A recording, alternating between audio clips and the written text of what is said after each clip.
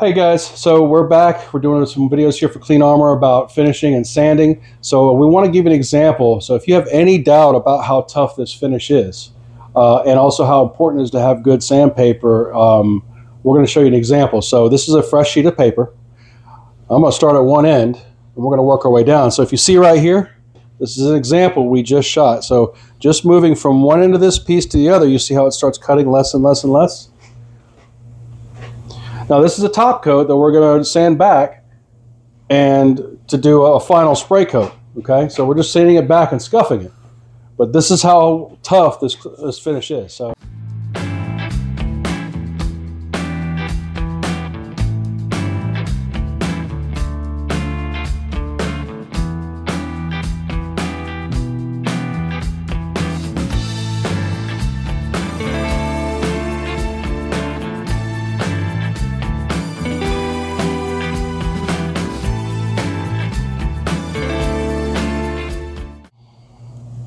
You can see how quickly it stops.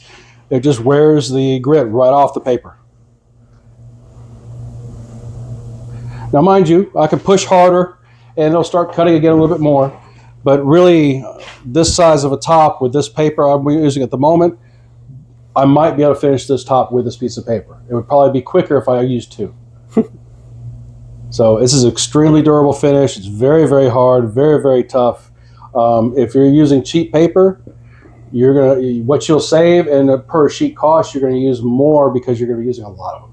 So make sure you buy really good paper. Make sure it's a ceramic-based paper, not aluminum oxide. Aluminum oxide, it's going to happen even faster than this. Mesh-backed, this is really what happens with mesh-backed if it lasts this long. So go with a resin-backed paper. It's going to hold up a lot better. It's going to maintain its grit, and you're going to buy a lot less paper when sanding this stuff. And the other thing is when you're finishing, if you don't like your coat with this Clean Armor, don't activate it. Why sand it off? Just wipe it off with a cloth or a little bit of alcohol and shoot it again or lay it again.